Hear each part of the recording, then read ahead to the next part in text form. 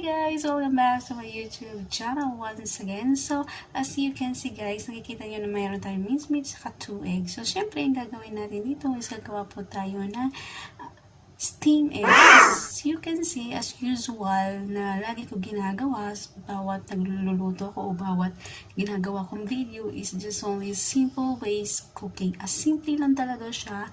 Kulang man sa ingredient pero it's yummy. Charot!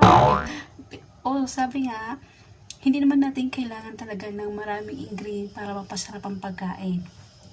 Kung ano lang yung kaya natin, kung ano yung afford natin, yun lang. Kaya naman natin pasarapin yung pagkain natin. So, ayun nga, simulan na po natin pagluluto ng steam egg.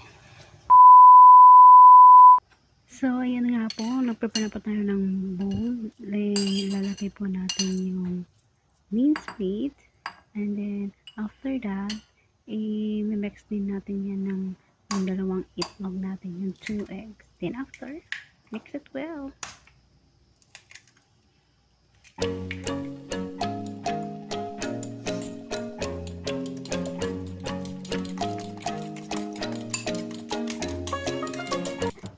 Then, pagkatapos mo na i-mix, ilalagyan po natin ng light sauce para meron naman po siyang flavor o lasa. Then, lagyan mo ulit ng pepper. Pwede ang black pepper, any choice kung anong gusto mo. Pero para sa akin, mas maganda po yung black pepper kasi mas tasty kaysa sa white pepper. Ayun lang po kasi meron dito sa amin kasi yun po ang gusto ng amo ko.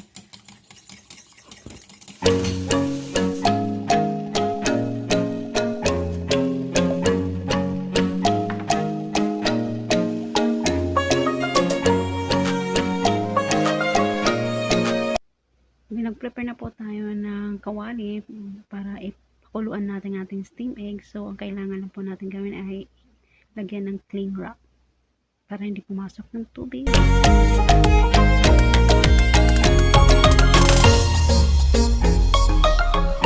A few moments later.